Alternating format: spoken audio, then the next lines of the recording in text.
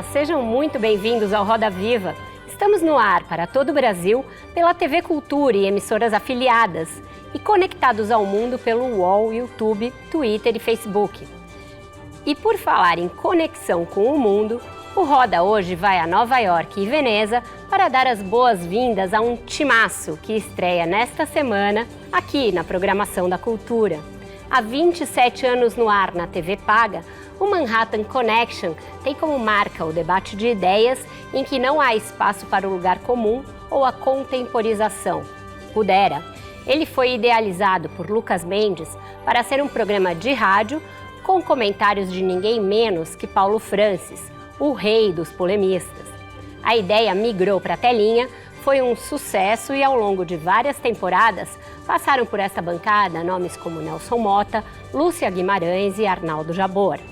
Para falar sobre a expectativa da estreia na TV aberta, num momento tão turbulento no Brasil e no mundo, recebemos os pais fundadores do Manhattan Connection, Caio Blinder e Lucas Mendes, direto de Nova York, e o também veterano Diogo Mainardi, que está na trupe desde 2003 e conversa com a gente desde a linda Veneza, na Itália. Para conduzir essa entrevista comigo, nós convidamos Adriana Araújo, apresentadora da TV Record, Raul Justilores, diretor de redação da Veja São Paulo, Kênia Saad, programadora do canal Tracy Brazuca, Cristina Padiglione, autora do site Telepadi, da Folha, e colunista do jornal Agora São Paulo, e Martim Vasques da Cunha, escritor e jornalista. Contamos ainda com os desenhos saborosos do nosso Paulo Caruso. Boa noite, Caio, Lucas, Diogo. Um prazer ter vocês aqui como colegas e entrevistados. Bem-vindos. Boa noite. Obrigado, Vera. Prazer grande. Vera. Você tem um estúdio lindo. Há muito tempo eu não via seu estúdio. Esse estúdio seu é muito bacana. Ah, obrigada. Eu estive aí com o Francis. Espero vocês virem aqui ao Brasil quando a pandemia deixar para um cafezinho e uma visita sem ser virtual. Lucas, vou começar perguntando para você, como aí o porta-voz dos Ratazanas, como vocês são conhecidos, o que você tem de expectativa para essa nova fase do Manhattan, agora na TV aberta, agora aqui na Cultura, o que muda, o que vocês trazem de igual, o que vai ser mantido em termos de formação, de assuntos, de temas, qual é a sua expectativa? A expectativa é muito boa. A minha experiência com a Cultura foi ótima. Eu passei 10 anos aí nessa casa e a volta foi muito bem organizada, muito bem produzida, sem drama. Então, hoje é uma operação muito mais simples do que quando a gente começou. Hoje, você com 2 pessoas, você monta isso aqui. Uhum. Antigamente, você tinha um estúdio com 7, 8 pessoas. Essa é uma das mudanças. Quando a Letícia, você vê como é que mudou a televisão. Quando a Letícia me chamou para fazer um programa internacional, e eu no estilo de 60 minutos, eu falei, Letícia, você tem quanto por esse programa? Ela falou $13 mil.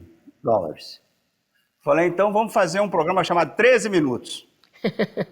Porque é $1.000 um minuto. Na época, televisão, uma equipe simples, eram 4 ou 5. Era o cinegrafista, assistente, repórter, edição e, em geral, motorista. Então, era caro para burro. Hoje é uma operação mais sofisticada, com a imagem mais limpa, bonita, como essa que está aí, e a operação em si é muito mais barata. Então isso é uma das coisas, vamos falar aqui bastante sobre antes, depois e o futuro. A gente vai perguntar 1 hora para cada um, vai ser uma coisa meio anárquica, mas vai ser gostosa a conversa. Por favor, Kênia. Olá, tudo bem? Lucas, Olá. Diego. Bom, atualmente nós vivemos um momento histórico, né, de revisão de lugares no Brasil e no mundo.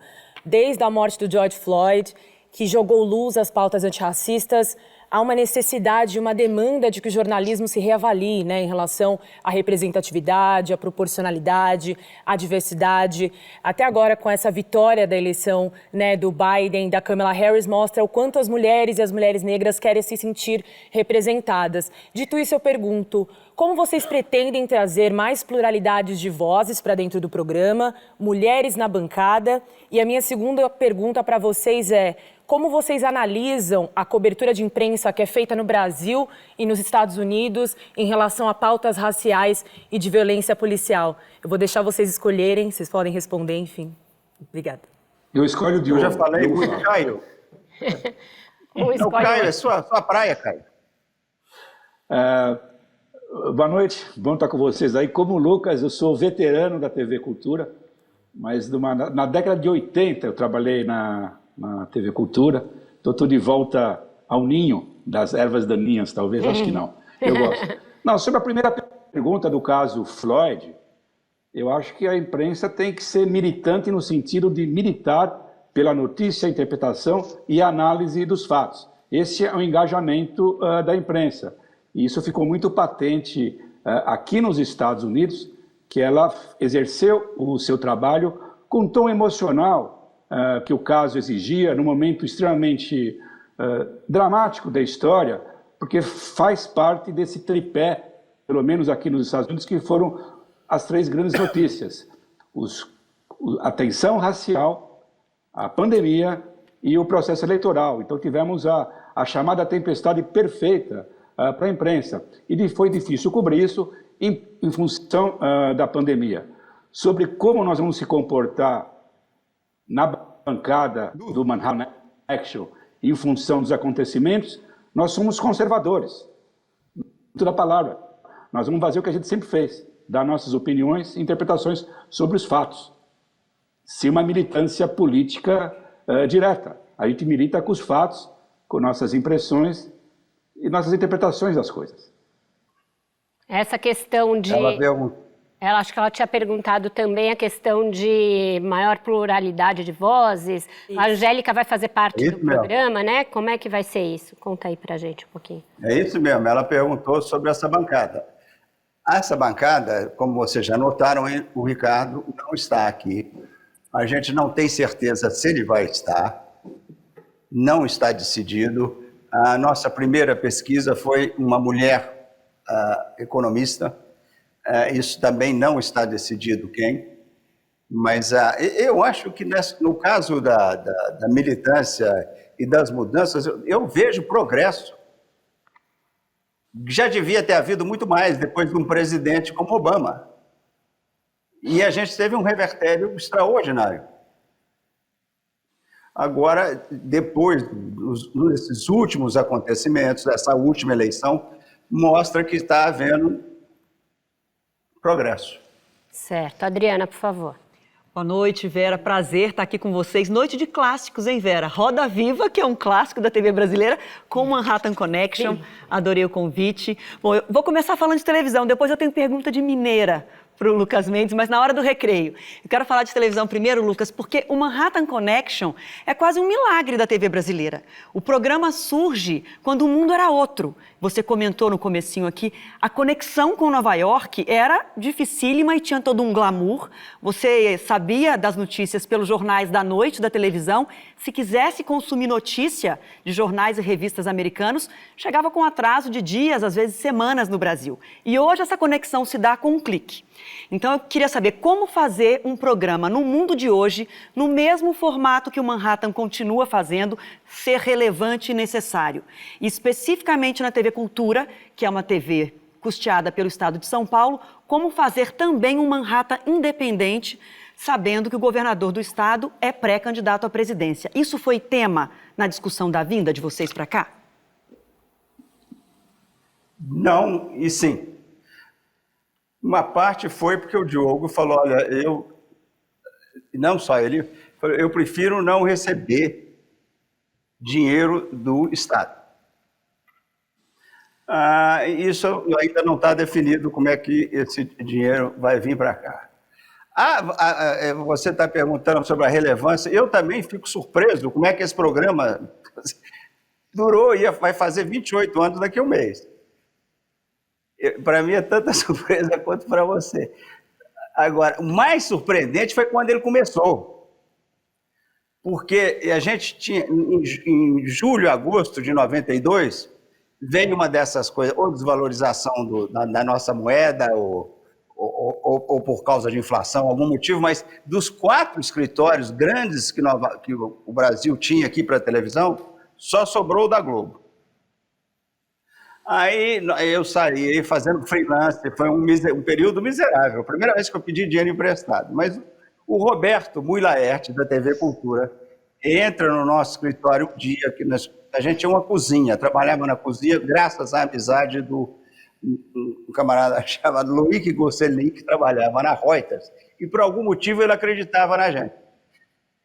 Ele falou, olha, tem uma cozinha lá, com uma mesa, uma geladeira e uma pia. E a gente foi trabalhar nessa cozinha. E aí apareceu o Mui Laerte com essa oferta, falou, eu queria ter um escritório aqui, um correspondente aqui.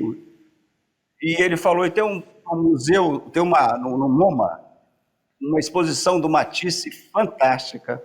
Eu queria que fosse um teste para vocês. Faz essa matéria para mim, velho. Matisse não era minha praia. Fui encher o saco do Hélio Gaspari, que entendia de arte como não fosse o museu dele. O museu dele era o Metropolitan, que ele ia com França para ver pinturas e esculturas que pareciam com generais brasileiros. Era uma história muito engraçada. Então, ele me deu uma lição de Matisse, eu fiz o meu dever de casa, fizemos uma matéria, cumpri, entregamos para a Angélica jogou café em cima da fita. Eu queria esganar a Angélica nessa hora. Foi a nossa chance de sair dessa miséria. Você joga café no negócio. Aí ela levou a fita para casa. E ela tem um marido muito tinhoso. O marido abriu aquela fita, eu achei que aquilo era impossível. Limpou a fita inteira. No dia seguinte, foi aquela emoção, quando ela apertou o botão e apareceu o Matisse. Milagre. E colou. E a mesma época, você imagina, que a gente estava negociando com a Letícia essa ideia de uma bancada que saiu assim do nada, quando ela queria um programa. Não tinha dinheiro, eu falei, quem sabe? E eu ressuscitei aquele negócio do Francis na bancada. E colou na hora também, por causa do Francis. Quando eu botei o nome do Francis sem consultar o Francis, ela saiu correndo, foi lá, pegou o Glazer, que era o dirigir o canal, e falou, olha, vamos começar essa história. Agora, você não imagina que a gente estava na nossa salinha, que a gente já tinha saído da cozinha para uma salinha, e da salinha nós fomos para o... Eu perdi meu earphone.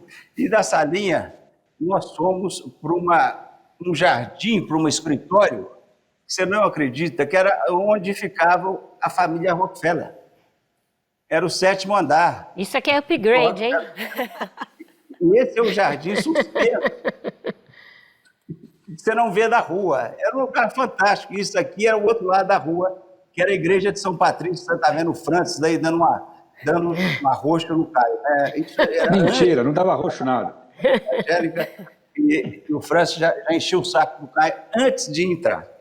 Agora, você sabe, no dia que veio a confirmação da cultura, a gente tinha era Telex, né? Entrou o Telex, foi ver, e era a cultura confirmando que a gente tinha um contrato. A gente estava ainda na festa, entra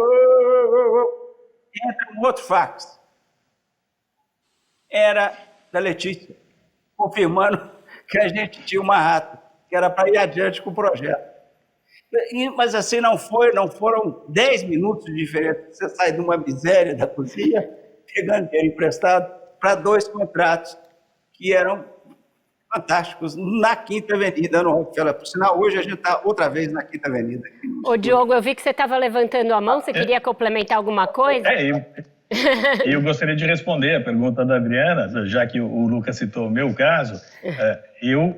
A condição que eu estabeleci para Via Cultura era que a gente conseguisse montar um pacote de financiamento com patrocinadores privados, particulares, que garantissem o nosso salário. Isso é uma condição sine qua non.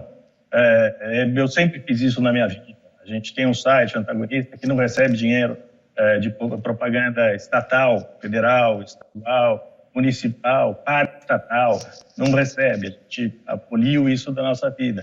Quando eu, 300 anos atrás, eu fazia cinema, eu impus a condição de trabalhar para o meu irmão como roteirista, desde que a gente não usasse dinheiro estatal. Isso nos levou à falência, mas eu sempre mantive esse princípio, vou manter para sempre.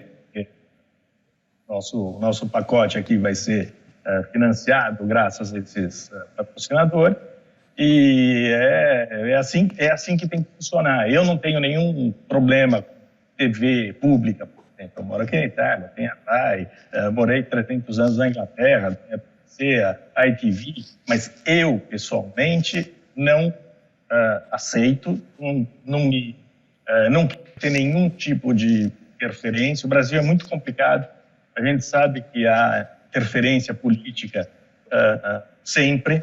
Quem paga enfia a mão, quem paga enfia o pé.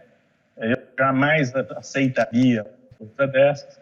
É uma questão de princípio. Eu não vou transigir de jeito nenhum a esse princípio.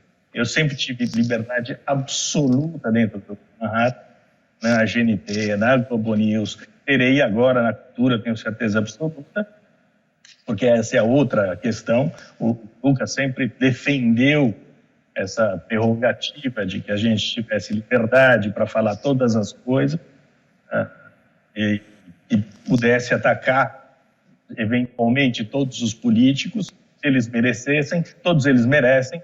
Então, essa prisão do financiamento público não vai ocorrer, porque não haverá financiamento público no nosso salário e porque seria uma condição absolutamente inaceitável para qualquer um de nós.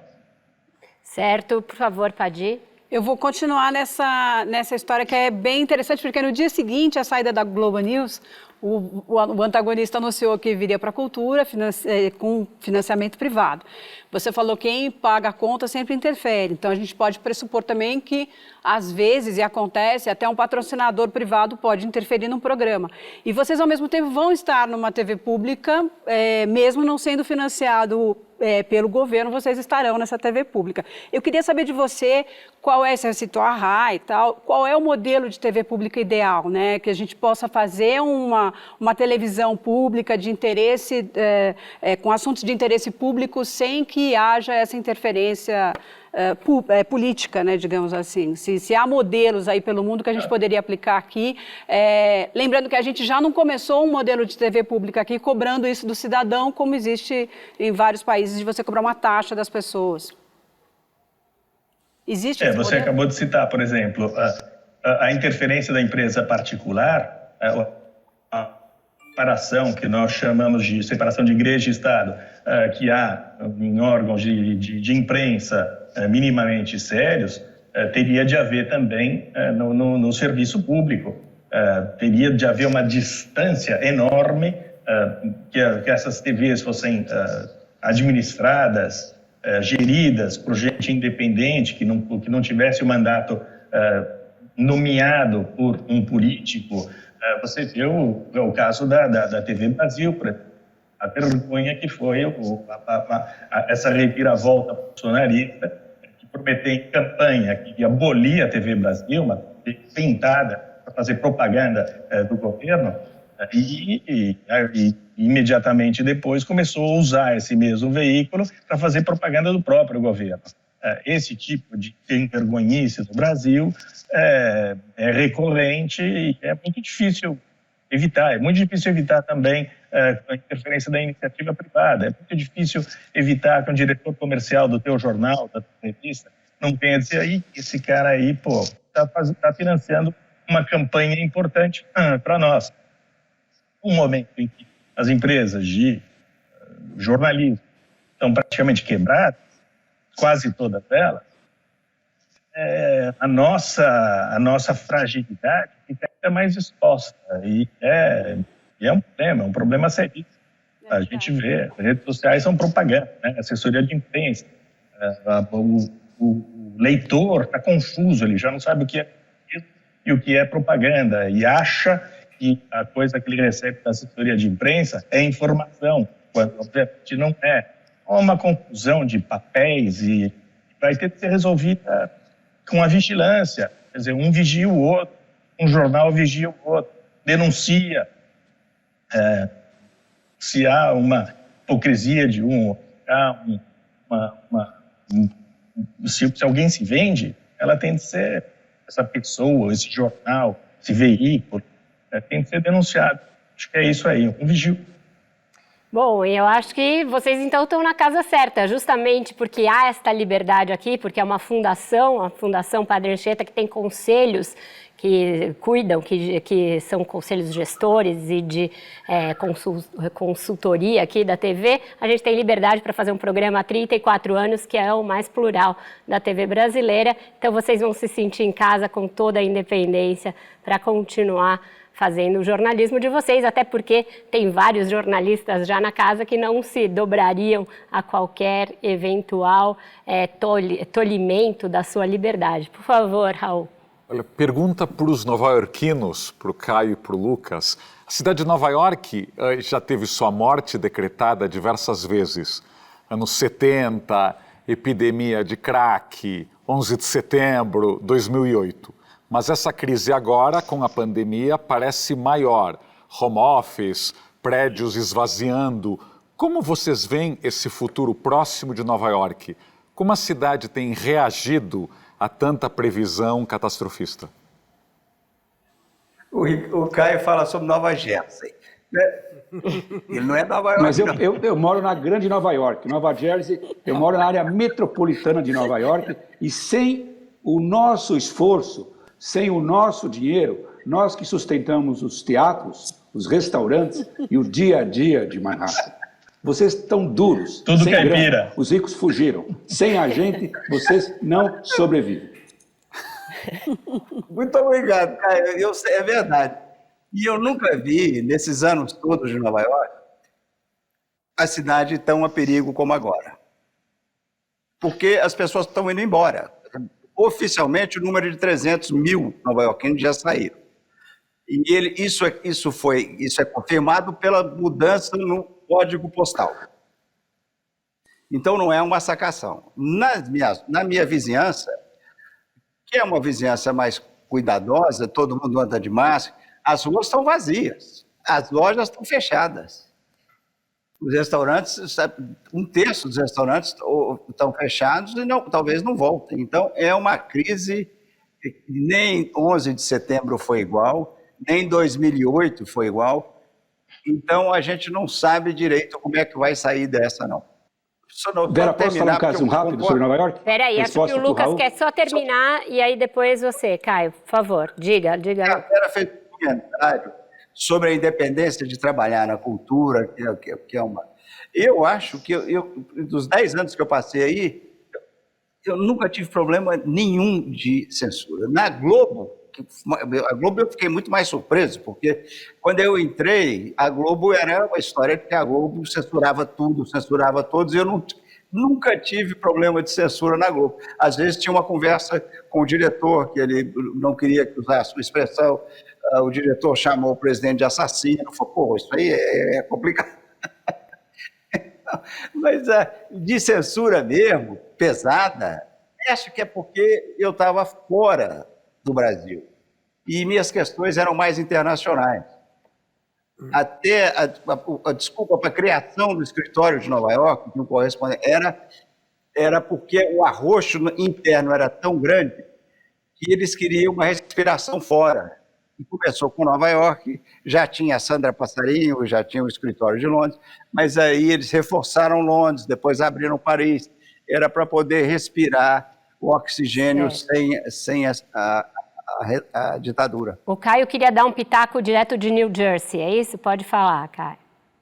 Não, da grande Nova York. Eu moro na região metropolitana de Nova York. Eu moro do lado da ponte George Washington. Não, primeiro eu vou atravessar, vou ser anárquico, como você falou, Vera. Boa. Sobre os modelos públicos, estão aí. Eu, Lucas, a gente cresceu vendo a PBS e escutando a National Public Radio, NPR, e a BBC. Então, tem modelos públicos muito bons, independentes, de jornalismo vigoroso, que nos fornecem as pautas do programa. Agora, para o Raul, uma coisa interessante. Sobre a decadência, em Nova York, os ricos estão fugindo e a classe média também. Há um prédio em Nova York, no qual moraram vários jornalistas brasileiros, entre eles o Hélio Gaspari. Hoje, um bom aluguel naquele apartamento, pelo valor de mercado pré-pandemia, saía uns 12, 13 mil dólares, né? Apartamento bom. Eu tenho uma pessoa que eu conheço que acabou de alugar lá por 6,5. Isso dá uma medida, pessoa brasileira, isso dá uma medida como está fácil a vida em Nova York se você consegue ficar na cidade. Os aluguéis estão caindo de forma assombrosa em algumas partes da cidade. Dá uma medida também de como a imprensa tinha dinheiro para pagar esses correspondentes que pagavam 12 mil dólares de aluguel Não. e agora não tem mais. Não é por isso, é na época que os brasileiros que moravam lá, era na época que era 1 a 1. Era depois do Plano Real, eu conheço um jornalista que morava lá, era R$1, $1. Então você pagava 12, 13 mil reais para morar nesse prédio. A pergunta agora é do Martim para a gente fechar. Não vou deixar, eles já tomaram conta do programa, vocês viram, né? Já virou Manhattan Connection. Tá ótimo. Por favor, Martim. Boa noite, Lucas, Diogo, Caio. É um prazer estar aqui com vocês. Eu queria começar minha pergunta com uma pequena lembrança que eu tive. Em 99 eu fui ao estúdio do Manhattan Connection, era Lucas, Caio, Nelson e Lúcia Guimarães, né? Foi 2, 3 anos depois da morte do Paulo Francis. E eu fui no meu 4º ano de jornalismo e eu, quando vi o programa na GNT, eu achava que o estúdio era muito grande, que a produção era luxuosa, e quando eu fui no estúdio ao vivo e a cores e vi que era um pequeno estúdio na Reuters. E eu fiquei muito impressionado com o fato de que vocês tinham vamos dizer assim, um grande improviso trabalhado na hora de fazer o programa. A pergunta que eu faço é, ainda há esse caos delicioso nessa ordem ou ainda continua essa desordem na hora de fazer o programa? Médio. Tem programa mais organizado e tem programa mais improvisado. A gente, quando, por exemplo, começamos com uma pauta, eu nunca tinha escrito uma pauta, um roteiro com um programa de bancada, e quando o Francis senta na bancada, lá se foi o roteiro. E o programa colou tão depressa e decolou tão depressa por causa do Francis.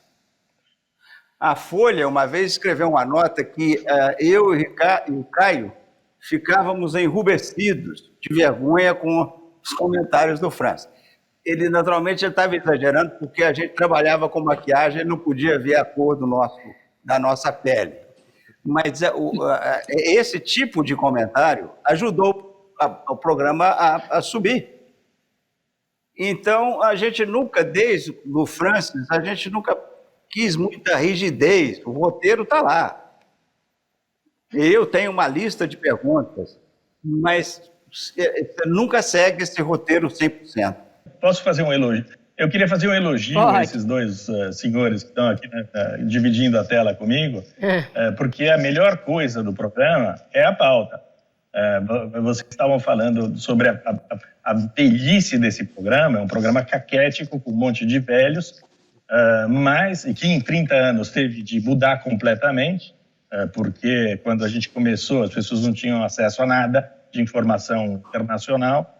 Era muito fácil fazer um cozidão do New York Times e parecer muito inteligente. Agora isso não é mais possível. Você abre a rede social e tem 300 mil notícias num instante, te dando as mesmas informações que nós poderíamos dar.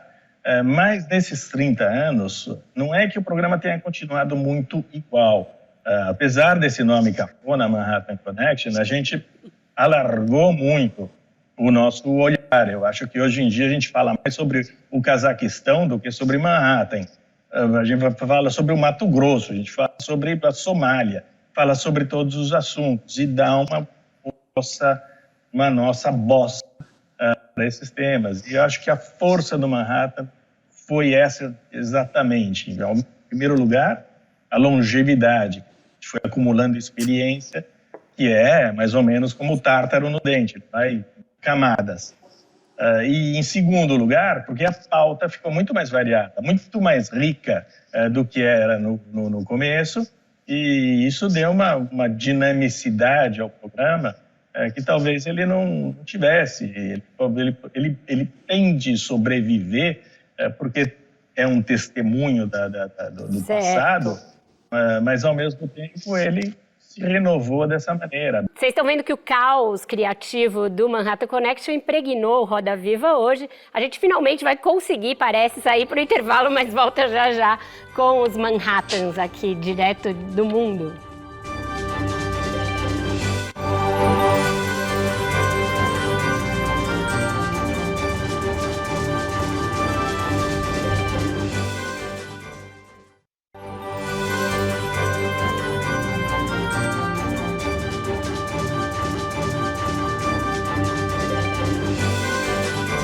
Estamos de volta com esse programa recebendo 3 dos integrantes do Manhattan Connection. Eu vou começar a falar um pouquinho de política aqui, senhores. Caio, a gente está chegando aí próximo da troca da guarda na Casa Branca e você foi um dos críticos ferrenhos do Donald Trump bem antes de ser modinha. Que balanço você faz dessa presidência e o que ela implica para... Você se definiu como conservador logo no início do programa. O Donald Trump também, supostamente, era conservador, mas o que a gente viu não foi um governo conservador, e sim um governo bastante disruptivo, inclusive. O que o Partido Republicano vai ter de fazer para se recompor depois que foi tomado aí de assalto pelo trumpismo? Por hora, nós temos o ex-Partido Republicano, com letras minúsculas. Existe hoje o que eu chamo de o PT, o partido do Trump. Eu sou conservador no sentido que eu quero conservar as normas, tradições e uma transição tranquila de poder. O Trump não é conservador, o Trump é um picareta, é um apresentador de reality show que, sem querer, ganhou a eleição. Ele é muito mais, né? Eu prefiro falar no passado já, um sintoma do que uma causa de uma inquietação em vários níveis, especialmente da cultura americana, inquietação das mudanças demográficas, étnicas, da economia. Então, ele acabou tomando de assalto um partido, um dos 2 grandes partidos americanos, sequestrou esse partido e transformou nesse movimento populista. Agora, eu gosto de brincar que ele é o bode na sala. Você tira o bode, os problemas continuam profundos na sala, mas o bode é muito fedido e tem muito fedor na sala. Então, o fato que alguém como o Trump, que é uma proeza, ele ter conseguido 46% dos votos, 46, 47, 70 mostra a força desse movimento populista. Então, a primeira medida que ele adotou, depois de sua derrota, é tóxica, é nefasta, porque ele quer a legitimidade da democracia americana, negando a validade da vitória do presidente eleito Biden. Isso vai ser um ônus para o Biden, um dos vários ônus que ele vai encontrar à frente, assim que ele assumir o poder agora, em 20 de janeiro. Então, mas é um alívio, acho que para a humanidade, para os americanos, a saída do Trump. Mas o trumpismo está aí. Eu não acredito que em 2024, também não acredito que ele vai ser preso como o Lucas torce e prega com insistência. Eu acho que vai ter um acordo político no país para ver se ele vive exilado em Mar-a-Lago, sabe? Dar uma boa pensão para a Melania. E o que ele vai fazer? Ele vai fazer uma coisa que ele sabe fazer como nós. Talvez ele vai ficar na televisão. Vai ter um canal de televisão, vai ter programa de televisão. Agora, os problemas do Biden serão imensos. Primeiro, a pandemia está aí, no momento crítico. Ele vai assumir o poder no momento de ressurgimento da pandemia, na transição, para tentar contê-la, e vai ser um processo logístico complicado de vacinação. Para isso, restaurar não só a credibilidade da democracia americana, mas o papel americano no resto do mundo, que não vai ser o mesmo. O mundo mudou nesses 4 anos do Trump, e mesmo se o Trump já teria mudado em função da pandemia e profundas mudanças tecnológicas e o avanço da China.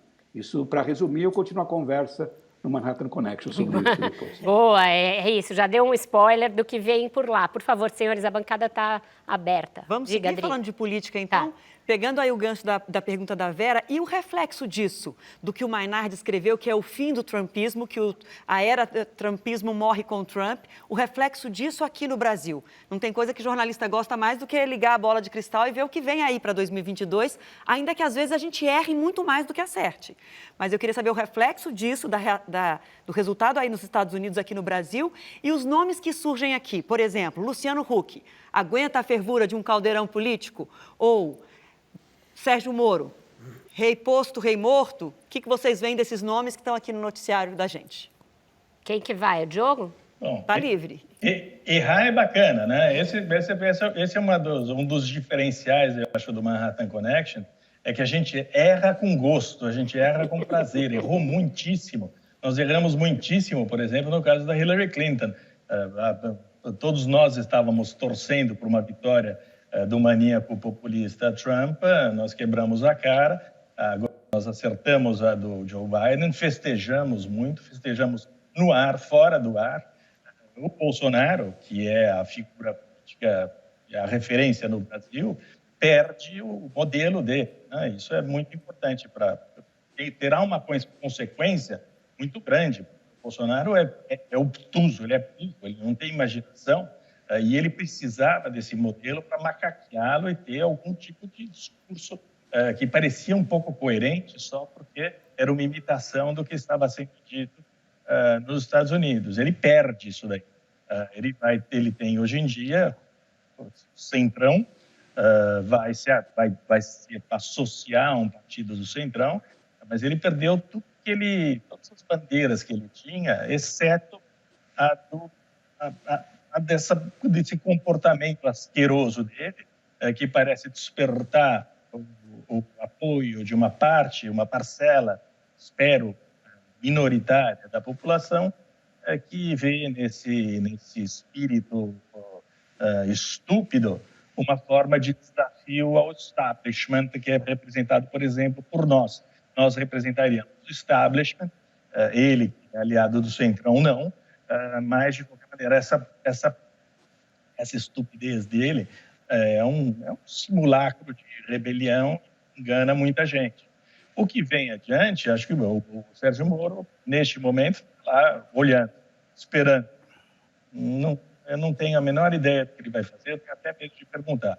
O Luciano Huck parece muito interessado em se candidatar, ele vai ter que se acertar com o Dória, que são os dois candidatos que disputam mais ou menos o mesmo eleitorado, provavelmente o Huck tem mais eleitores do que o Dória neste momento, e eles vão ter de se acertar para que haja um candidato só nessa faixa aí de eleitorado, e acho que tem grandes chances de dar um chute no traseiro do Bolsonaro.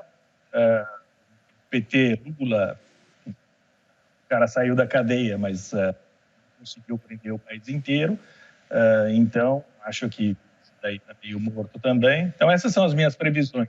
Eu corro o risco de errar todos os dias. Vamos anotar para depois ver se você acertou ou errou. Kênia, por favor. Bom, Lucas... Só antes de... Desculpa, Kênia.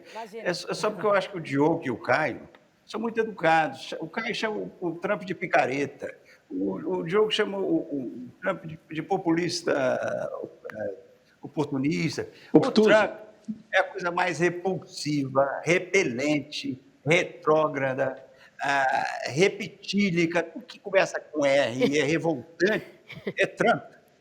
É um negócio, é um pavor. Como é que esse homem primeiro se elegeu contra uma mulher que era mais bem preparada para ser presidente na história desse país, e depois ele recebe 74 milhões de votos dos americanos. Eu tive uma grande desilusão com essa democracia. Certo. Porque o Obama, parecia que com o Obama a gente estava no caminho de uma solução de uma democracia utópica, que não é, a gente nunca ia chegar na utopia, mas esse era o caminho do Obama. Desculpa agora, Kênia. Diga. Imagina, vou dar sequência aqui. Bom, Lucas, em 2013, em entrevista à Folha, né, quando você foi perguntado se você gostaria de levar algum político à sua bancada, né, qual político faltava na bancada do Manhattan Connection, você disse Lula e Dilma Rousseff bem rapidamente. Você segue com a mesma opinião? E qual político você gostaria de levar para o Manhattan Connection nessa nova era, na nova casa aqui na TV Cultura? Sabe que o político favorito desse programa foi sempre o Fernando Henrique Cardoso. Ele veio durante 10 anos, 11 ou 12, ele nos ajudava a fechar o ano com uma participação que a gente, além de não ter que fazer uma retrospectiva, ele fazia retrospectiva para a gente, nacional, internacional, e é um cara tão fino. Então, eu queria ter o Lula na mesa para ver o Lula, o Diogo e a Dilma.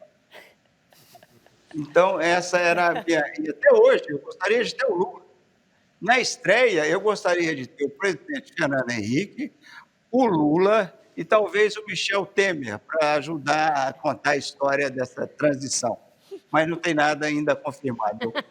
Aqui agora eu posso avisar o Fernando Henrique que eu vou convidá-lo. Tá, então já fica o convite para todos eles, para esse programa eu não vou perder. Senhores, Raul, por favor. Caio, os Estados Unidos se abrasileiraram de alguma forma? A gente vê à esquerda, o Bernie Sanders, por exemplo, prometendo universidade gratuita, falando de perdão de dívidas, falando de criar impostos. E essa nova direita que o Trump representa é protecionista, ela é anti-imigrantes, ela é contra o livre comércio. Como um Biden, né, a gente está discutindo aqui tanto no Brasil, quem será o nosso Biden? Como um moderado pode chegar num país em onde esses extremos se tornaram tão dominantes? Você falou Biden, eu escutei até Michel Temer, mas não era Michel Temer, você falou Biden mesmo. Eu acho que o Biden é o presidente ideal para esse momento, ele é um homem de compromisso. Você colocou algumas coisas corretamente, existe um processo de radicalização de uma parte do Partido Democrata, enquanto a radicalização do Partido Republicano, o ex-Partido Republicano, que eu chamo de PT, é muito maior. O Partido Republicano não gosta de governar, ele gosta de ser insurgente. Não tem o gosto de governar, de fazer o compromisso, de fazer lei. Isso não aconteceu. É um partido de obstrução. Foi assim que esse partido se comportou no governo Obama, inclusive não permitindo que um juiz indicado pelo Obama fosse para a Corte Suprema, e centenas de juízes não puderam ir. Então, pela experiência que ele tem no Senado, o Biden, ele é um que vai ter que compor, não tem? Você tem dois partidões aqui. O centrão aqui é uma coisa diferente do Brasil. Ele foi se esmilinguindo, o centrão, porque os partidos se radicalizaram e tem muita paralisia no processo decisório e legislativo. Então, o Biden tem essa capacidade de tentar costurar compromisso, porque ele é um político da velha escola. A gente desprezou muito tempo isso e houve o appeal, o charme do antipolítico. Isso eu espero que acabe. Você precisa fazer política, você não pode ser contra a política. Você quer fazer uma política limpa, uma política decente, eficiente, mas a antipolítica é uma coisa antidemocrática, porque não é assim que isso funciona. O compromisso faz parte, o bom compromisso. E o Biden parece uma pessoa indicada. Eu acho que ele, obviamente, ele é uma figura de transição pela idade dele e pelo cenário político desafiante. Era a solução de momento que o Partido Democrata encontrou e foi uma boa solução.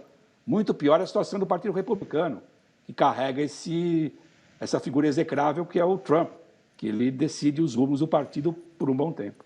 Cris? Só voltando um pouco para a televisão, depois a gente também faz esse tricô aí entre TV e política, mas o Manhattan tem um histórico único, que é de ter sido criado como um programa de rádio, depois vai para o GNT, e do GNT ele vai para a Globo News sem se alterar, né? Não houve nenhuma alteração no DNA do programa, até porque eram vocês e não havia essa preocupação, e agora ele estreia na TV aberta. É um outro, não sei se é um outro universo, mas é um universo, eu tenho a impressão que maior, o alcance aqui é maior, né? Eu queria que o Lucas comentasse como é que se deu essa transferência quase que imediata da Globo News para a cultura, que eu sei que foi um projeto alinhavado dos dois lados, até com uma boa iniciativa da Globo de não poder podemos ficar com o programa agora, mas não queremos que ele acabe. Como é que foi essa conversa? E que expectativas vocês têm para esse encontro com o público de TV aberta, que pode ser maior que o da TV paga? Olha aqui, eu só quero realçar um ponto. O programa nosso, Roda Viva, é 7 anos mais velho que uma rádio. Mas ele nunca saiu daqui, ele sempre esteve aqui. Então, não é preciso fazer muita mágica. Você trazendo gente como você leva aí e tendo uma bancada como a gente tem, que se ajusta, a coisa resiste, o programa resiste. Agora, a transição do rádio eu estava na Globo e tinha um outro repórter chamado Antônio Augusto, um cara muito fino. Depois o Antônio Augusto até, se não me engano, apresentou o Bom Dia Brasil. Ele estava fazendo rádio e eu fiquei com inveja. Eu falei, que negócio é esse que você está fazendo para a rádio? Foi a maior mamata, cara. Eu faço um comentário, eles me pagam tanto. Aí eu falei, Francis, vamos fazer um negócio desse para a rádio? O Antônio Augusto disse que é fácil, que é barato.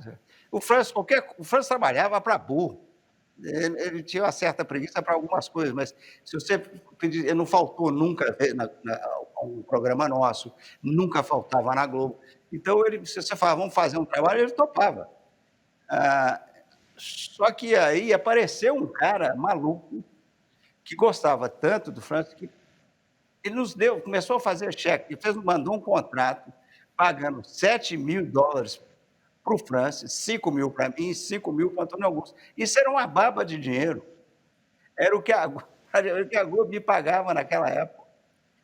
E, por acaso, o Antônio Augusto voltou para o Brasil, eu saí da Globo, me deram um chute, eu, então, me separei do Francis, distanciamos. Então, quando veio a Letícia com essa ideia de um programa internacional, que eu casei ali na hora.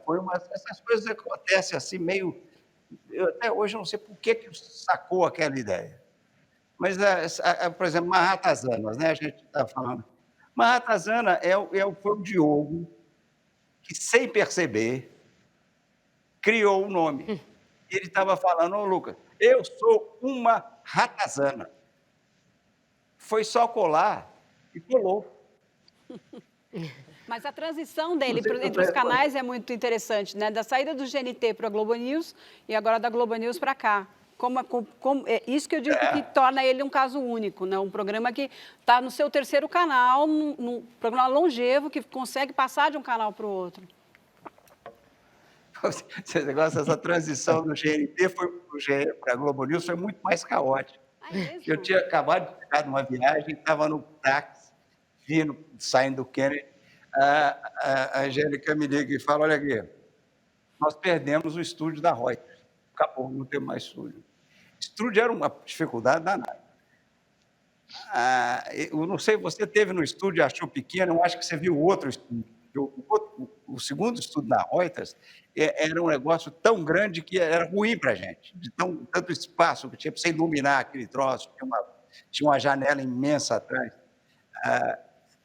Agora, quando eu saí, depois do telefonema da Angélica dizendo que não tem mais estúdio, entra um telefonema da Letícia e fala, olha aqui, o programa acabou. Nós temos que tirar vocês da grade, o canal vai ser um canal de mulheres, e a gente não tem esquema para vocês são os únicos homens que estão nesse canal. Então, a gente está agradecendo vocês e dispensando. Mas eu tenho uma mínima possibilidade de levar vocês para a Globo News. Eu vou falar com o Schroeder, quem sabe ele pega vocês. E pegou. Assim, nós fizemos uma reunião. O Manhattan Connection é igual ao Brasil, de tempos em tempos. De tempos em tempos, de tempos em tempos, a alta do dólar parece que vai matar a gente. E daí consegue uma sobrevida. E aí alguém está com o celular ligado, eu vou aproveitar essa deixa, sair para o intervalo, eu volto com o Martim no próximo bloco, a gente vai se organizar aqui. Fica aí, não sai daí.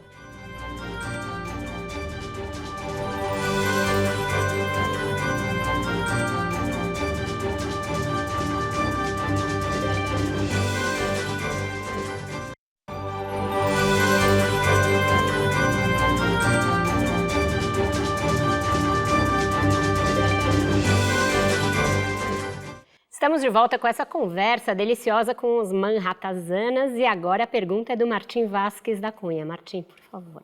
A minha pergunta é para o Lucas, mas eu acho que tanto o Diogo como o Caio podem falar, uma vez que eu vou amarrar o assunto da política com cultura. Lucas, o seu filho Antônio Campos dirigiu um belíssimo filme chamado O Diabo de Cada Dia, que, a meu ver, é um dos melhores filmes desse ano. Por uma ironia, é um filme cujos os protagonistas são justamente os deploráveis, que hoje em dia poderíamos chamar de trumpistas. Como você e o seu filho lidaram com esse tema, sendo que, como você bem disse aí, tem todo um mistério em torno dos 72 milhões de apoiadores do Trump? Você sabe que você pegou num ponto muito sensível. Esse filme, o Antônio ficou 7 anos da vida dele, no momento que ele leu e começou a produzir, 5 anos, foi uma vida. E o bacana é que ele chamou o irmão dele e os dois escreveram um roteiro juntos. O irmão nunca tinha escrito coisa nenhuma, ganhou uma baba de dinheiro, que nunca ganhou tanto dinheiro na vida escrevendo metade de um roteiro. A mulher do Antônio editou. E o nosso neto está no filme. Então, é um filme de família, mas não é para a família. Você vê que é um filme pavoroso. É um filme sobre trumpistas. E o problema que o filme está tendo, que a Netflix não está empurrando o filme para Oscar, é porque é um filme que trata de trumpistas. Exatamente. Um outro filme que chama-se Hillbilly Elegy, que é um filme no mesmo tema, mas as pessoas não tão pavorosas como no filme do Antônio, também está sendo relegado. Eu acho que o filme tem chance, porque ele foi muito bem recebido na imprensa internacional. E tem 5 ou 6 atores ingleses, então é possível que ele seja mais reconhecido na Inglaterra do que aqui. Mas você tocou no assunto. Hollywood não quer saber de tema trumpista, não. Já passaram, vai passar o Trump. Os caras pobres do interior, isso não interessa para Hollywood. Diogo, você foi talvez, se não o mais ferrenho, um dos mais ferrenhos críticos aos governos do PT, né? Reconhecidamente. Colecionou alguns processos, muitos inimigos, alguns desafetos. Além do Manhattan, você tem uma atuação muito forte no Antagonista, na Cruzoé, nas 2 empresas do grupo do qual você é sócio. Parecia haver uma expectativa que, depois do fim dos governos do PT, o Antagonista passasse a ser aliado dos novos governos. Isso não aconteceu, para surpresa de muitos. Hoje em dia, vocês são quase tão xingados pelos bolsonaristas quanto eram pelos petistas. Qual é essa sensação de lidar com novos haters? Quais são as diferenças e quais são as semelhanças entre os petistas e os bolsonaristas nesse seu círculo do ódio aí? Bom, o nome não é casual, né? O Antagonista, se ele virasse governista, realmente isso seria uma grande, uma decepção brutal. São idênticos, é uma gente absolutamente idêntica. Os bolsonaristas são mais analfabetos, isso tem muda um pouquinho, e o petismo financiava uma massa de manobra mais ou menos profissional dentro da imprensa para fazer esse trabalho de propaganda permanente, propaganda maciça, oculta, porque o pagamento era oculto por meio de propaganda e, ao mesmo tempo, era gente engajada nessa causa, recebia dinheiro por isso, mas era mais ou menos profissional. O bolsonarismo, não. Ele criou uma massa de gente amadora que faz o mesmo trabalho sujo, tem a rede social que não existia, que faz um barulho danado, razoavelmente incômodo também. Os processos são iguais, O Roda Viva dá um azar danado para mim. Quando eu participei do programa 300 anos atrás, aí onde vocês estão, tinha um oficial de justiça na porta para me entregar para me notificar de um processo. Ontem, quando eu estava fazendo o teste de conexão, toca a minha campainha, são 2 carabinieri para me entregar uma carta rogatória. Foram de gôndola te buscar, é isso? Essa é a última vez de Roda Viva na minha vida. Agora, é uma diversão bater nessa gente escrota, uma gente nojenta que está no poder, que merece apanhar. Acho que a gente faz o nosso trabalho direito, dando notícia. A opinião é muito marginal no nosso site, tanto no Antagonista quanto na Cruzoé. A gente tenta trabalhar com fatos, com notícias, e é o que a moçada lá faz de melhor. Eu, sim, uma pitada de opinião, é o nosso trabalho, né? O trabalho é que você apanha o tempo todo, e não é que seja algo insuportável. Eu tô muito acostumado. Estou velho, já apanhei. Já, gente. O que os carabinieri... O que os carabinieri te entregaram ontem? Qual era a novidade? Um desses muitos processos, uma carta rogatória, um desses muitos processos. Qualquer coisa, qualquer porcaria acarreta um processo. Se você põe no Twitter a fotografia errada de um homônimo, o cara te processa, é infernal. Certo. O Brasil tem essa indústria do processo de defesa que é devastadora para nós. A gente gasta mais com advogado do que com jornalismo hoje em dia.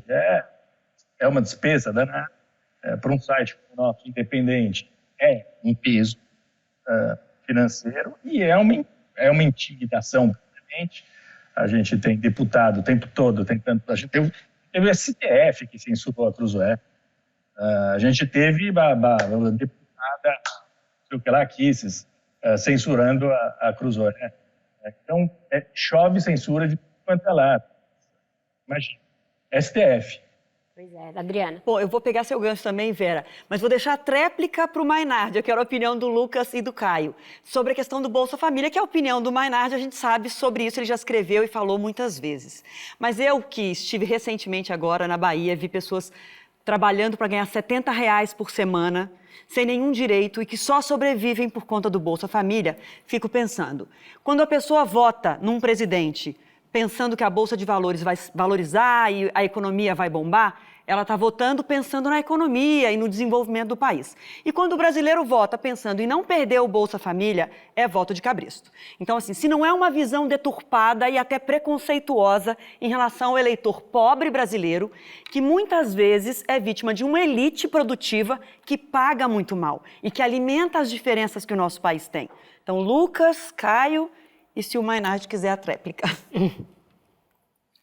Da Bolsa Família brasileira, eu nem vou entrar nessa história porque eu sou mal informado. A Bolsa Família americana foi uma bolsa, só para você ter uma ideia. Esses 3 trilhões de dólares que foram repartidos aí, 1%, isso é que é bolsa. 1% dos americanos, que são os ricos, receberam 1/3 dos trilhões. O resto foi para os pobres. Isso é que é uma... Nós temos as nossas queixas aí que a Bolsa Família é para pobre. Aqui a Bolsa Família é para rico. E é uma bolsa criminosa. Caio, diga lá. Agora, eu acho que hoje em dia... Não falamos na Kamala Harris. Ela é a próxima presidente dos Estados Unidos.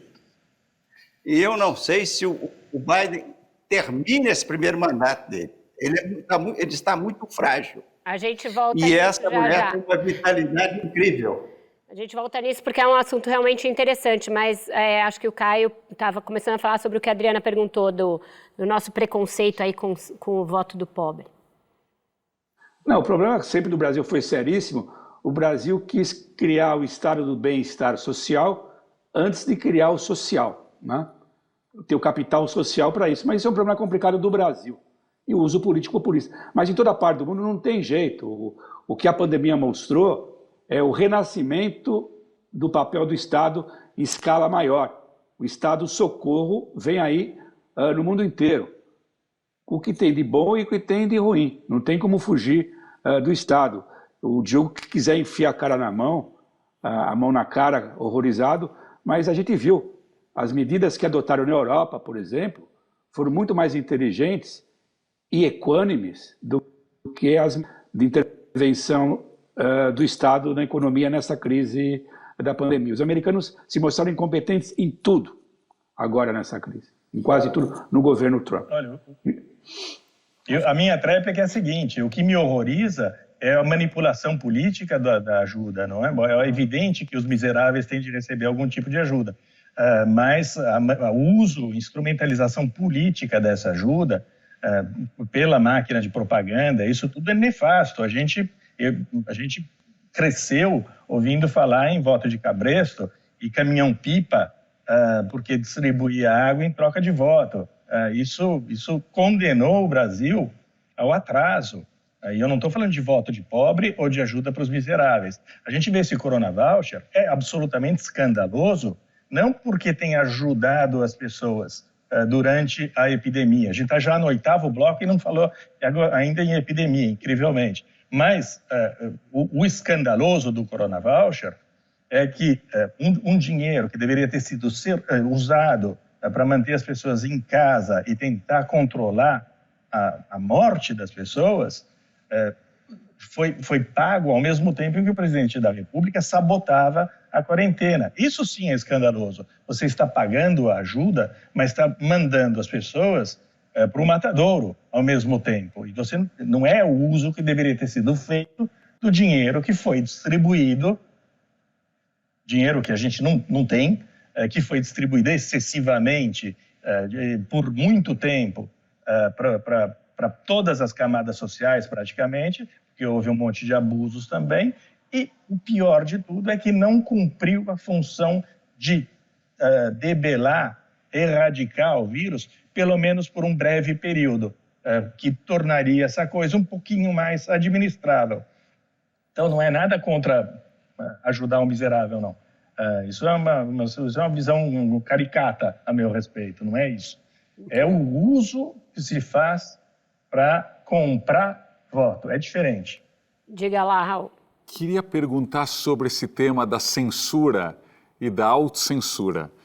Toda semana tem algum apresentador de TV americano, jornalista ou comediante pedindo desculpas por algo que falou, assim, do Colbert ao Bill Maher, do Jimmy Kimmel ao Jimmy Fallon, e fico imaginando o que aconteceria hoje com o Paulo Francis, com até anunciantes cancelando o programa inteiro se ele continuasse. Aí uma pergunta para os três. Quem hoje seria ou exerceria esse papel mais próximo de um Paulo Francis, ou nos Estados Unidos, ou aqui no Brasil? E se vocês sentem que vocês têm que se autocensurar de vez em quando ou frequentemente? Vou só fazer uma breve censura do tempo, pedir para vocês serem um pouco breves, que a gente está precisando ir para o intervalo. Ouviu, Caio? Eu sempre fui conciso no programa, exceto o único caso que eu não me censurei como eu deveria. Uma coisa é você ser politicamente incorreto, outra coisa é ser grosseiro. Eu tive aquele episódio famoso há uns 10 anos, que eu me referi a algumas mulheres dirigentes no mundo árabe como piranhas. Eu queria falar peruas, não importa. Saiu piranhas. Eu pedi desculpa porque foi um erro, sabe? Então, eu acho que tem dois erros. Você se policiar demais e também não ter coragem depois de simplesmente pedir desculpa por um erro. Eu cometi um erro, não fui pressionado por ninguém para pedir desculpas e fim de papo. Eu acho que o Francis, de certa maneira, ele seria uma pessoa fora de época. Nesse ponto ele é jurássico, porque ele também era politicamente incorreto no mau sentido. Ele confundia as bolas. Eu acho que alguns excessos do Francis, a gente hoje tem saudades, tem uma certa nostalgia, mas eles eram errados. Alguns excessos são bacanas, são saudáveis, outros não. Diga, Mas, Caio, é preciso lembrar que o Paulo Francis morreu porque falou demais. Então, não é que a censura, a autocensura tenha surgido neste momento histórico, não. Em alguns momentos, a gente tem de se cercear. No caso, ele falou demais, falou uma coisa correta, mas sobre as quais ele não tinha provas suficientes, acabou morrendo por causa disso. E foi uma perda gigantesca para todos nós, para quem era amigo dele, como eu e os outros dois aqui do programa. Foi inestimável a perda, mas é preciso lembrar também que a pressão de fora não começou agora, né? Mas alguém parecido hoje com essa liberdade? Diga, Lucas. Que o Francis fez aquela denúncia em 97 sobre Petrobras e não aconteceu nada. Só uma notinha no Globo, numa coluna do Globo, um ano mais tarde, falando sobre os 7 diretores da Petrobras que estariam envolvidos numa corrupção. E mesmo depois dessa nota, a imprensa brasileira não correu atrás. Ninguém deu bola. Só até chegar Moro e Lava Jato. O que você ia adendar, Raul? Alguém hoje em dia com essa liberdade como Francis, que vocês sigam, acompanhem na imprensa? Ou na TV americana, ou aqui no Brasil? Eu gosto muito do Bill Maher, que está no HBO. Certo. Diga, Lucas. Então, se você vai... A minha modelo é uma mulher. É Rachel Maddow. Às 10 horas da noite. Mas ela me perturba tanto que ela bate firme. E bate com prova, traz os livros dela. É de uma inteligência, uma rapidez de raciocínio fora do comum. Tanto que depois que ela acaba, eu vejo um programa chamado Seinfeld. Que é o programa sobre o nada. Eu tomo mal. O programa é sobre nada. Tá certo, então a gente vai para mais um breve intervalo e volta já já com a continuação dessa conversa. Não sai daí.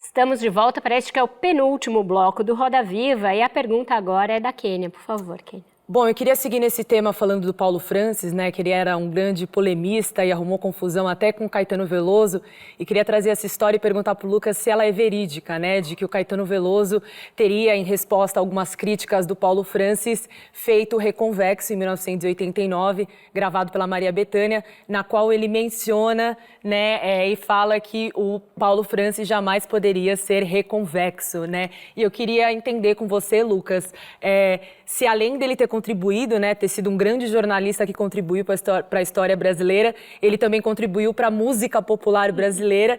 E quem hoje o Francis, enfim, teria batido de frente? O Francis bate de frente com todo mundo. Agora, com músicos, então, ele achava tudo uma porcaria. Ele era ótimo para cantar e cantou muitas vezes no programa músicas de carnaval da década de 30, 40, 50. Ele não sabe, se você falasse, alguém deve ter contado para ele que essa música era sobre ele, porque senão ele não ia entender isso nunca. Pessoal, o Diogo falou que a gente ainda não falou da pandemia, né? Mas a gente está aí, né?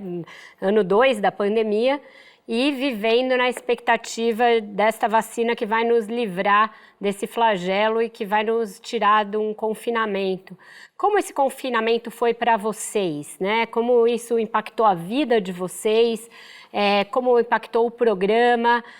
Queria que vocês falassem um pouquinho da vida no ano da Covid para o Manhattan Connection e para vocês, jornalistas. Bom, posso começar? O Diogo foi a primeira vítima, então o Diogo começa. No meu caso, meu pai morreu. Então, isso já morreu de Covid.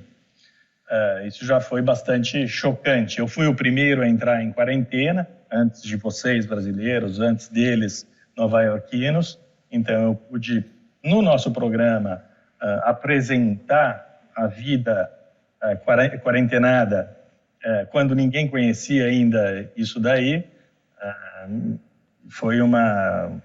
Eu tive essa experiência antes de todos. Espero ter a experiência de tomar vacina antes de todos também. Para o programa, evidentemente, mudou a dinâmica, porque nós começamos a fazer de casa. Eu fiquei relegado, por causa do fuso horário, a um bloco pré-gravado. Então, eu perdi isso que nós estamos tendo hoje, por exemplo, que é esse bate-papo. E eu adoro os meus dois colegas de programa, é afeto, quase amor. Mas aí parece música reconvexa do Caetano Veloso. É quase... A nossa relação é muito, muito próxima, muito íntima, e eu perdi essa possibilidade de participar do programa ativamente com eles. Ao mesmo tempo, se abriu um mundo, né, que a gente vai explorar a partir de agora, e é cada um fazer como eu, aqui da minha biblioteca. Eu faço o programa daqui a anos. Eu fui um precursor, porque a minha condição para continuar no programa num determinado momento em que eu queria fugir do Brasil era eu quero voltar para minha cidade, para Veneza. Eu preciso voltar para Veneza. Meu filho precisa do tipo... Eu tenho um filho que anda com andador, etc. Meu filho precisa do tipo de independência e autonomia que ele tem em Veneza e não pode ter no Rio de Janeiro, embora a gente tenha vivido muito bem no Rio. Eu não teria saído de lá se não fossem essas circunstâncias, mas voltar para cá, eu pude voltar para cá por causa da internet, porque a gente estabeleceu esse canal, que agora todo mundo faz. Então virou corriqueiro e é ótimo, porque a gente vai continuar fazendo isso por muito tempo. Certo. E vocês? Não, o meu caso, eu não tenho nada de tão trágico como o Diogo para falar. Eu lamento o que aconteceu pessoalmente para o Diogo. É uma coisa estranha, por exemplo, eu em termos sociais, afetivos, desde março eu tive com 4 ou 5 pessoas, pessoas do meu círculo muito íntimo, familiares, e o meu companheiro que joga squash comigo, a gente joga tênis hoje em dia. Então eu estou fora do mundo, estou aqui isolado no meu apartamento na grande Nova York. Eu não tive com o Lucas desde que a gente gravou, fizemos um ao vivo em março, ainda na Globo News, né? E eu acompanho, em termos da pandemia, a coisa que mais me impressiona é minha mulher. O Lucas fica até bravo quando eu falo disso no ar. Minha mulher é professora do equivalente à escola primária. Sabe, eu vejo o dia a dia da minha mulher, a complicação que é. Ela é linha de frente, está na escola, aí fecha a escola, começa a dar aula em casa, sabe? Então, estou acompanhando muito as atividades dessas pessoas que estão mais expostas, como é o caso da minha mulher, que não tem 30 anos, ela tem 60, sabe? E ela não esmorece, sabe? Muitos professores pediram a toalha, pediram demissão em escolas, e a mulher vai lá e trabalha. O dia a dia, vivendo uma situação de risco, não tanto quanto de quem trabalha no hospital, obviamente, mas está lá. Então, a pandemia faz parte do meu dia a dia nesse sentido. Lucas? Eu nunca imaginei, de mulher para mulher, né? Porque eu nunca imaginei que eu fosse ficar 3 meses na minha vida trancado numa casa com minha mulher, sem um esganar, sem um não matar o outro.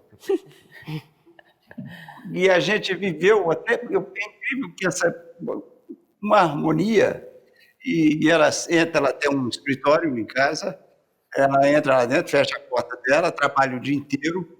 Não sei o que ela trabalha tanto assim, porque não tem nada...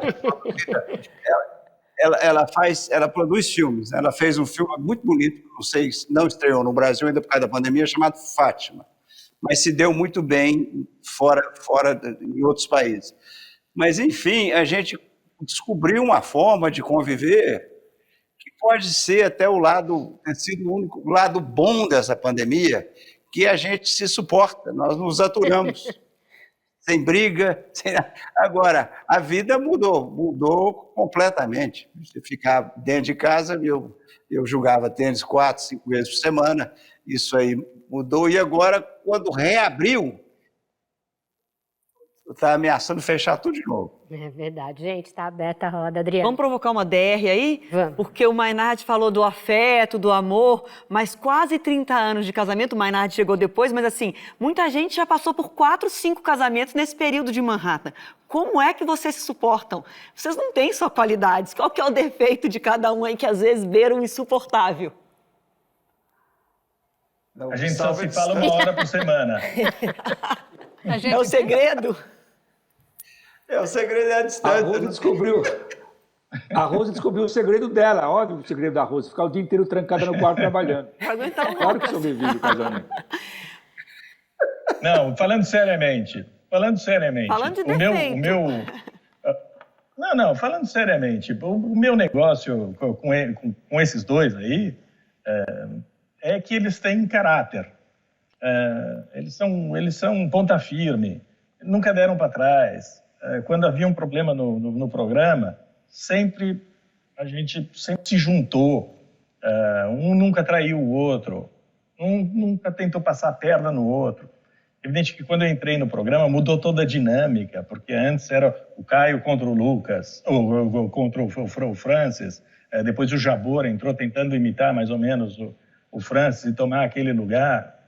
Comigo não foi assim, porque eu tive uma simpatia, um transporte imediato por eles todos. Então foi uma relação que se baseou numa confiança muito grande. Ainda não falou dos defeitos, vai, a gente está querendo ouvir os defeitos. Vai, Lucas, entrega aí. Você não começou falando pro Caio falar pouco? Ele falou? Falei. Ele te obedeceu? Não. Conta. Ainda não desligou o celular. Zip. Ó, ainda estava com o celular ligado. Então, não, o único problema que a gente tem é esse, é porque eu fico enchendo o saco dos caras. Eu já falei com eles, olha, vocês assistem televisão às 11 da noite nos Estados Unidos, vê se alguém responde com mais de 1 minuto e meio. Ninguém. É programa de entrevista, inclusive da minha Rachel Maddow. E quanto mais breve você é mais contundente a resposta. O Caio sabe tanta coisa e ele quer contar tudo numa. E ele sabe contar, mas fica às 11 da noite, fica comprido para danar. Vale para o Roda também esse conselho, hein? A gente é prolixo e chato. Certo. Senhor, está aberta a roda. Vai, Martim. Diogo, você falou da sua experiência aí em Veneza da pandemia, e Veneza e peste são símbolos literários muito fortes. E você é dono de uma obra literária contundente, muito importante na literatura brasileira. Essa experiência do falecimento do seu pai, essa experiência em Veneza com a peste, vai motivar você a voltar à literatura ou não? Ou você abandonou a literatura para sempre? Eu tenho até um livro sobre a peste em Milão, em 1630, que se entrelaça com um negócio no Nordeste. Aliás, o livro que eu estava publicando quando fui levado pelo Paulo Francis como convidado do Manhattan Connection, só para reconectar todas as coisas, e eu dei um papelão danado, porque falei pouco, ao contrário do que diz o Lucas, eu falei pouquíssimo, falei bobagem, um moleque insuportável, e eu me sinto muita vergonha daquela minha primeira participação, mas de qualquer maneira, literatura, eu não consigo fazer duas coisas ao mesmo tempo. Desde que a gente começou o Antagonista e a Zoé, eu me dedico a esse empobrecimento intelectual que é cuidar da política brasileira. É uma tortura, muitas vezes, porque eu gostaria de me ocupar de outras coisas, eu tenho outros interesses, como você acabou de dizer generosamente, que a minha vida não é só essa gentalha sobre a qual eu tenho de escrever todos os dias 40 artigos. E é empobrecedor, eu estou envelhecendo mal, vou morrer mal, mas a minha vida foi por esse caminho e eu não vejo muito espaço físico, mental, para pensar num livro, alguma coisa assim. Certo, vamos fazer mais um breve intervalo. Voltamos para o último bloco. O Raul e a Cristina não perguntaram nesse bloco, mas eles voltam no próximo. Já, já.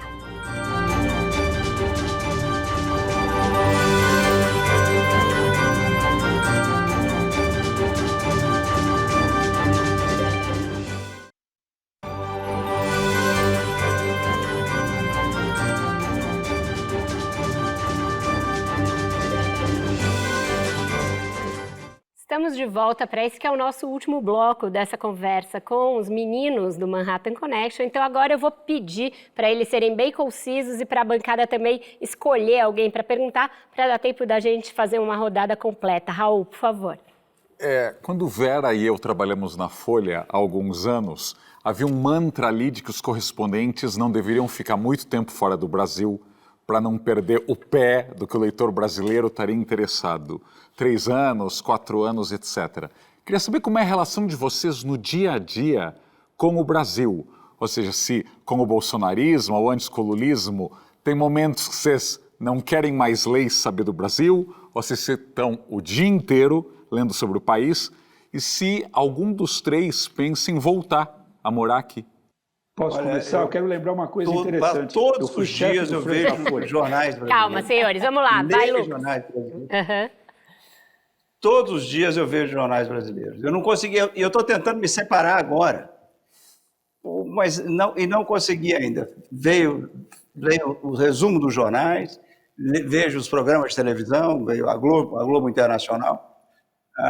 Não tenho mais, nessa altura, plano para voltar a morar no Brasil. De fato, essa história de que o correspondente não pode ficar muitos anos aqui, e eu fiquei 15 na Globo, 10 como correspondente, mais 5 depois como chefe de escritório, mas não achei que perdia a conexão Brasil, mas provavelmente perdi. Do Caio? Não, lembrando que eu fui chefe de correspondentes na Folha de São Paulo há muitos anos e do Paulo França, que era obviamente ingovernável.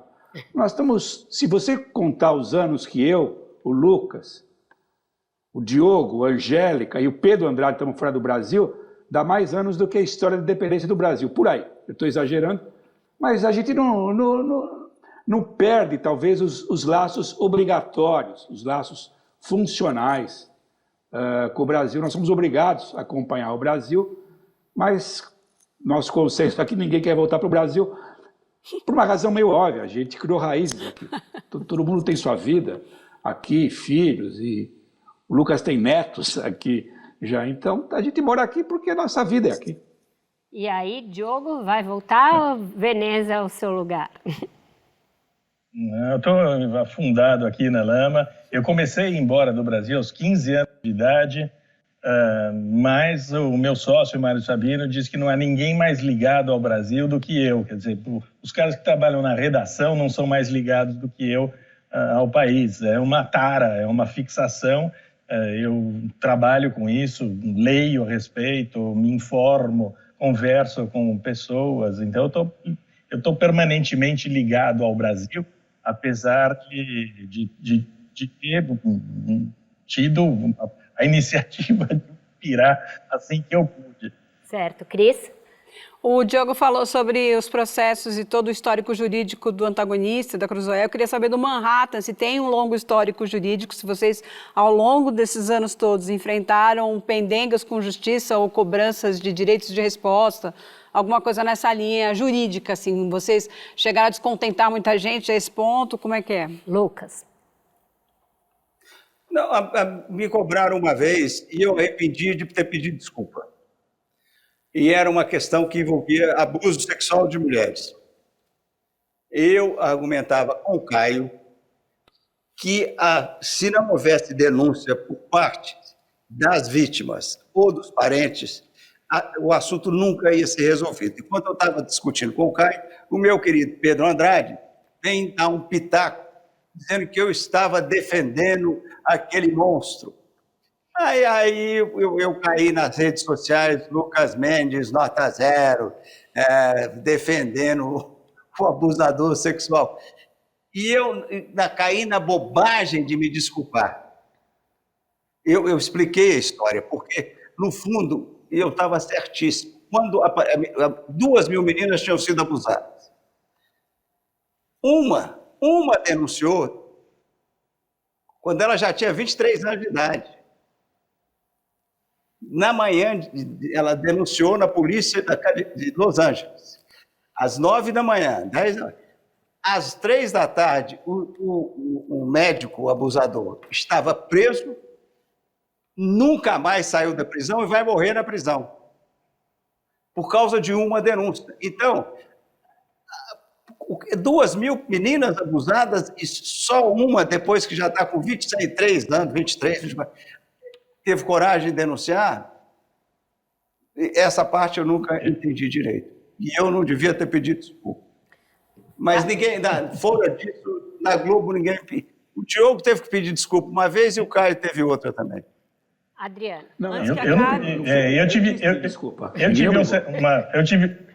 Eu tive uma série de problemas judiciais, mas resolvidos pelo departamento jurídico da Rede Globo.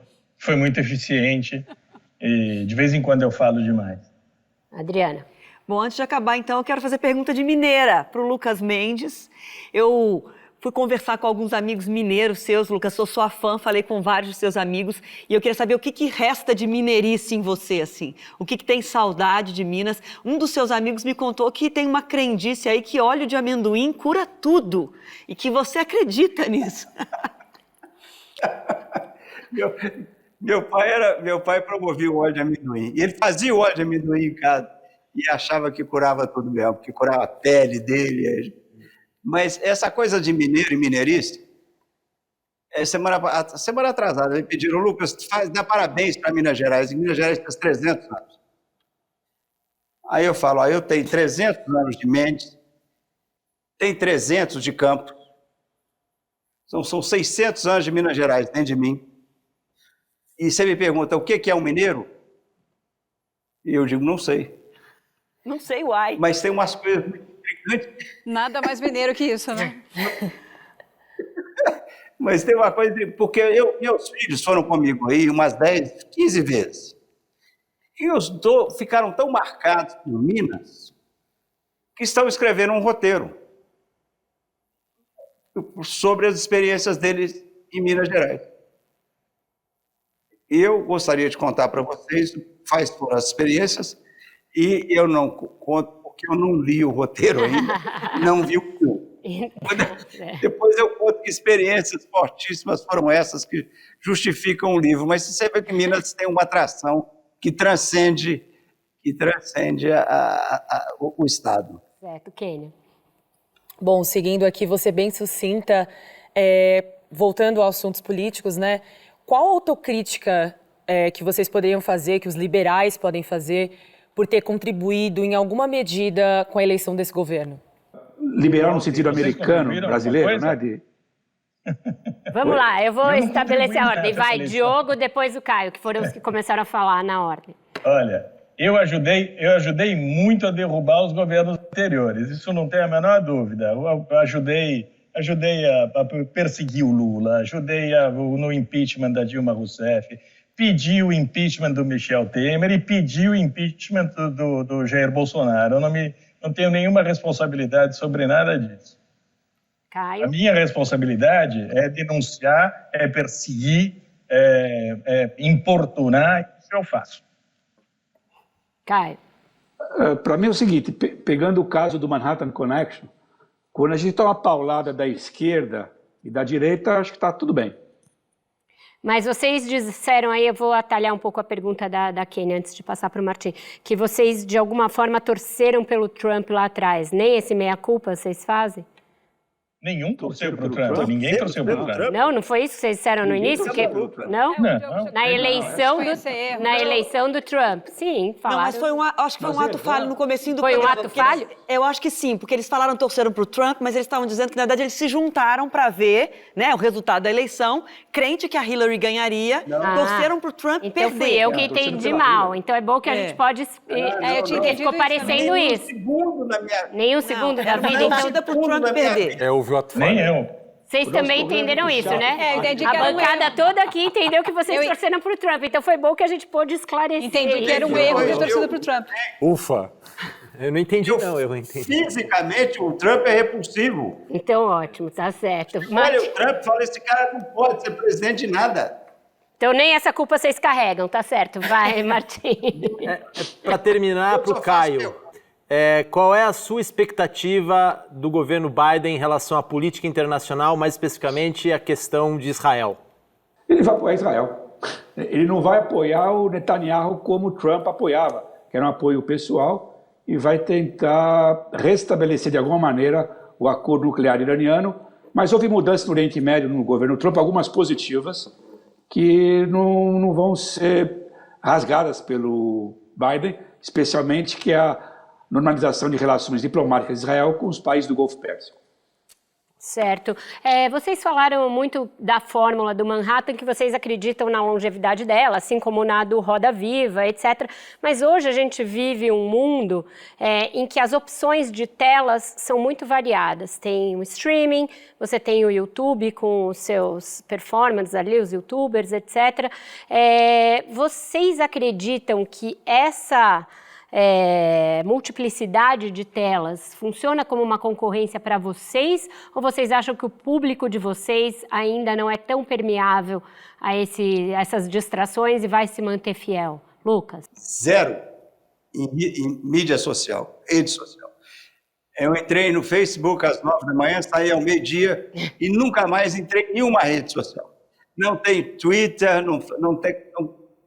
Eu leio quando me mandam alguma coisa, mas eu não é uma atração mesmo. Mas e os streamings da vida? Netflix, Amazon, nesses você também não navega? Não, isso é outro. Não, isso... Mas isso esses que concorrem com vocês também. Enorme, claro. Não, aí eu acho que o Netflix começou como uma salvação, pode virar uma maldição. Porque ele está matando a indústria, ele ameaça a indústria de cinema. Porque agora você já tem, não só Netflix, mas tem uma família de produção de lançamento de cinema, de série e filmes toda noite. Uhum. É difícil arranjar, inclusive, espaço para o jornalismo. Certo. O Caio é mais atuante no Twitter do que o Lucas, o Diogo também, mas como você vê essa concorrência aí das outras telas para os programas jornalísticos, Caio? Você acha que tem espaço para tudo? É inevitável. Essa é a realidade da mídia e acaba sendo aquilo que a gente sabe. Alguém como Bezos apareceu e salvou, e teve que resgatar o Washington Post. Então, existe uma destruição criativa, não tem como você escapar disso, e a gente vê isso inclusive na mídia pública, que cada vez mais precisam de patrocínio privado, não tem como você escapar. Concorrência, mais do que saudável, é inexorável. Certo, o Diogo tem algo a acrescentar? O nosso é um programinha de nicho, e acho que tem fala com um público limitado, e vai continuar assim, conversando com as pessoas com as quais a gente já conversava na Globo News. Eu acho que muitas delas vêm para cá assistir o nosso programinha de nicho por um tempo, até a gente empacotar, e vai ser... É isso daqui, o Manhattan Connection é isso daqui. É bom que ele continue assim até o fim. Um dia vai terminar, mas é legal que ele permaneça desse jeito, meio desatualizado, meio caquético. Acho que a função dele... Olha, eu vou dar um testemunho. O Diogo é honesto e não tinge o cabelo, por exemplo. O Diogo não tinge o cabelo, o cara é honesto. E você, Caio? Jamais tingiu o cabelo. Então tá certo. Eu acho que Qual o cabelo? Eu acho que vocês estão muito bem para a idade. Questão. Vão ser muito bem-vindos. Obrigada por essa entrevista, gente. E assim, encerramos Vera, essa... deixa eu- Diga, querido. Eu posso te agradecer. Pode, claro. Foi um prazer enorme participar desse programa de vocês. Foi delicioso. E eu vi as caricaturas do Caruso ali, Tá os ali o pedaços nosso dela. querido Caruso. Pois é, mandar um abraço para ele. Nossa ausência do Pedro Andrade, esses caras todos são campeões de rede social. Cada um tem não sei quantos mil seguidores. A Angélica, que cuida de uma rata na rede social, e que nós hoje estamos sem o Pedro, sem a Angélica e sem o Ricardo, e a gente não sabe se o Ricardo volta conosco ou não, mas é só para registrar, e a produção dessa nossa estreia aqui, que foi muito bem feita, com muita competência. Legal, muito bom ter vocês. Obrigada aos três. E assim agora a gente encerra essa entrevista deliciosa. Agradeço ao Lucas, ao Diogo e ao Caio pela conversa e também ao Raul Justilores, a Adriana Araújo, a Kênia Sade, a Cristina Padiglione, ao Martim Vasques da Cunha e ao nosso Paulo Caruso. Agradeço sobretudo a você pela sua audiência. Hoje foi só um esquenta. Manhattan Connection estreia pra valer com a formação completa nesta quarta-feira, dia 20, já quente, com a cobertura da posse de Joe Biden na Casa Branca. É imperdível. E o Roda Viva volta na próxima segunda-feira com o primeiro programa ao vivo de 2021. Como sempre, às 10 da noite. Eu também espero vocês. Até lá!